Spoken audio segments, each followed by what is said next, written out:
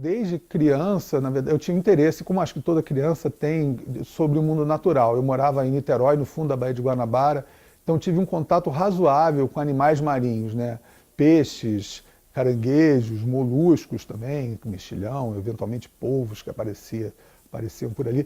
Mas eu não pensava em estudar isso. E eu tive um grande amigo na infância que falava que queria estudar biologia. E eu acho que eu comecei meio macaqueando ele, dizendo que eu gostava muito dele e eu queria estudar biologia também.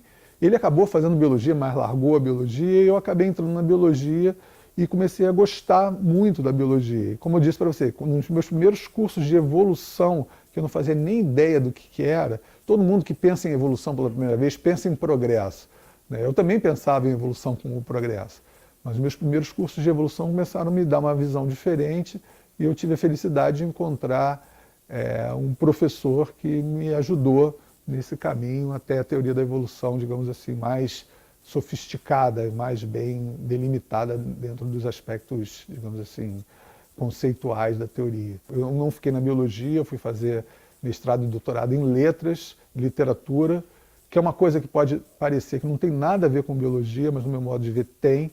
O meu interesse, a rigor, quando eu me interessei pela aula do professor Hector, tinha muito a ver com a ideia de que era possível trabalhar também com a evolução humana. Eu diria hoje que eu sempre fui seduzido pelas questões humanas, principalmente as questões ligadas ao cérebro e à mente, que obviamente são das questões mais difíceis, tratadas tanto pela psicologia quanto pela antropologia, né? E pela filosofia também. Acho que o meu interesse, quando eu fui fazer literatura, tinha muito a ver com essa capacidade do homem como um animal que tem ancestrais no mundo natural, mobilizou a linguagem para fazer uma coisa que ninguém fazia, mas que expressava situações que só na literatura podem ser expressas, né? E isso me fascina muito. Eu acho que a literatura de ficção é uma forma de conhecimento e até uma forma de conhecimento biológico, se a gente considerar que o homem é um animal biológico, que a nossa mente tem um fundo biológico, nosso cérebro é um órgão biológico e, embora nós estejamos hoje muito longe da natureza, pelo menos algumas pessoas dizem, tem pessoas que acham que isso aqui que a gente está vendo aqui, todo mundo artificial humano, é uma modificação da natureza, mas continua sendo a natureza. Nós continuamos, de uma certa forma, sendo homens e precisamos de muitas coisas biológicas para viver, desde comida até parceiros reprodutivos, passando por uma porção de outras questões comportamentais, de reconhecer pessoas que podem ser nossos parceiros, nossos inimigos e outras questões que estão no fundo do problema biológico humano. Eu acho que a literatura é um depositório das experiências humanas, inclusive no campo da ciência. Então você encontra ficções científicas, por exemplo, que podem levar uma pessoa a gostar ou não gostar de ciência, mas há obras literárias que podem ajudar você a ver o mundo com outros olhos. Eu acho que uma boa obra de arte é uma espécie de janela para um novo mundo. E nesse sentido que eu acho que a literatura é uma janela para a mente de outras épocas, para a mente de outras pessoas e também para profissões, né? Nesse sentido que eu estou falando. Eu tenho 2 irmãos mais novos, né? Um é professor de português, outro é dentista. Eu tenho um filho pequeno de 3 anos. Eu estou fascinado com o desenvolvimento dele, com a capacidade de adquirir linguagem, né? Alguns filósofos e linguistas, no passado, atualmente nem tanto, diziam que a gente aprende por ostensión, né? Isso aqui é uma cadeira, isso aqui é um copo, isso aqui é uma bola, isso aqui é um gato. Óbvio que palavras isoladas a gente aprende por ostensión, mas a capacidade de fazer frases e também de fazer analogias, a capacidade de inventar situações novas a partir de antiga, isso é uma coisa que a gente não ensina para os nossos filhos. E de repente a gente fica surpreso de ver eles fazendo esse tipo de coisa. A mente humana parece que tem, desde ao nascer, isso vai maturando ao longo do tempo, essa capacidade de tirar do ambiente as informações linguísticas para construir a sua própria linguagem. E é isso que eu estou vivendo agora um pouco com o meu filhote. Histórias fazem parte da vida de uma criança, né? Inclusive alguns autores, como Humberto Eco, diziam que nós somos essencialmente contadores de história. Então, é a história o tempo todo, né?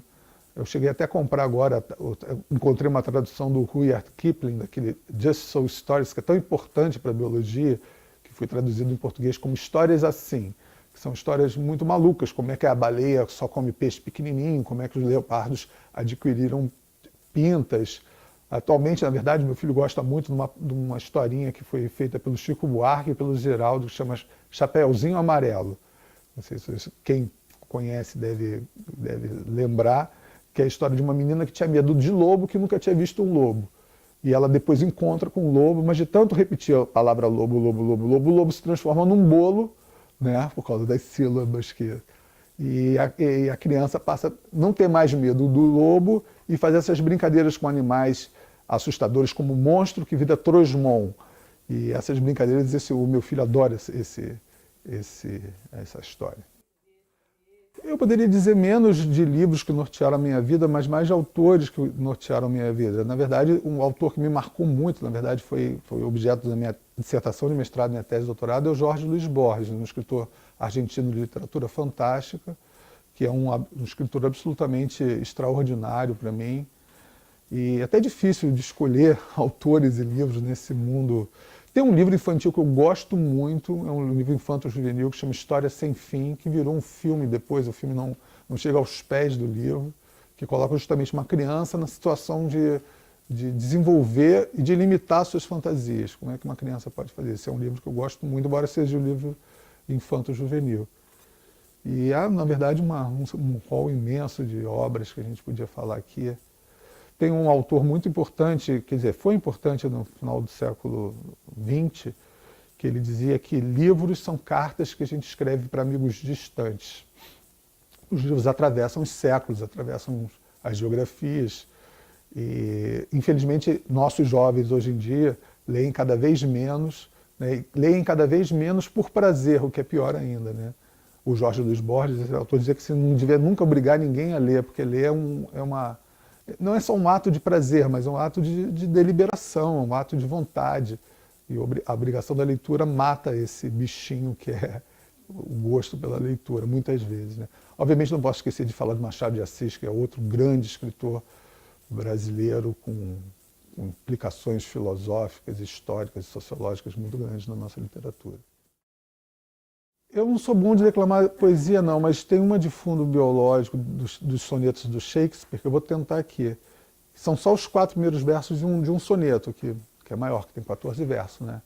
Que é: dos raros desejamos descendência, que assim não finde a rosa da beleza, e morto mais maduro, sua essência fique no herdeiro por inteira acesa. É isso.